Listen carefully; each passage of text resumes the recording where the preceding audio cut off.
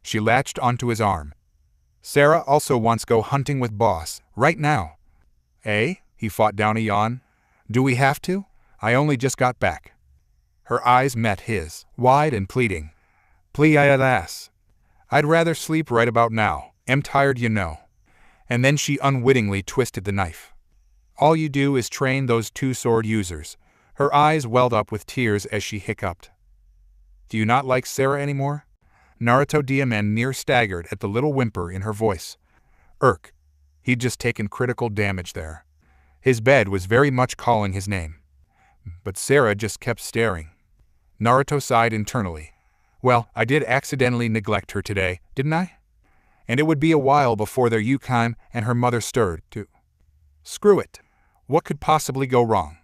He'd tempted fate before. This would be no different. All right. He caressed her ears ever so gently. Let's hunt. It was like flicking a SWCH in the little thrope. Sarah perked up instantly, practically vibrating in place. Such was her glee. Really? I already said yes. Don't make me repeat myself. A quick tweak of her left ear calmed her down. Why do you want to hunt?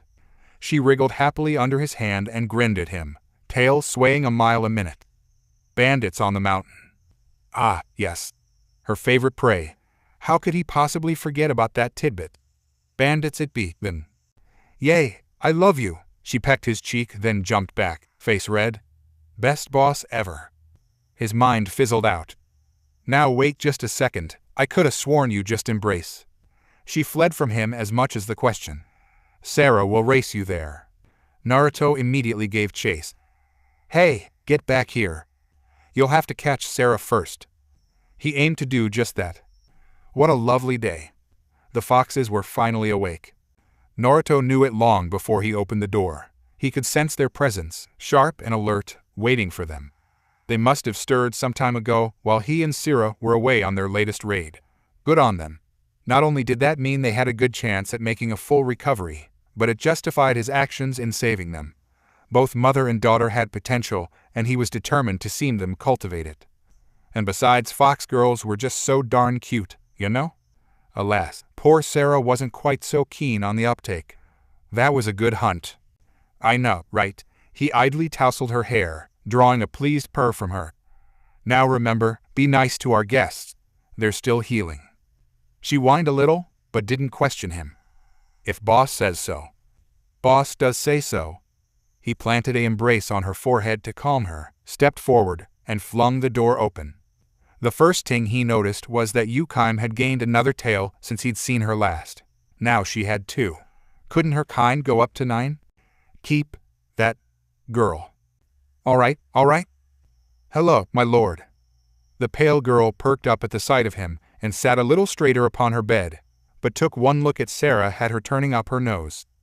I wasn't aware you associated with such a dull creature.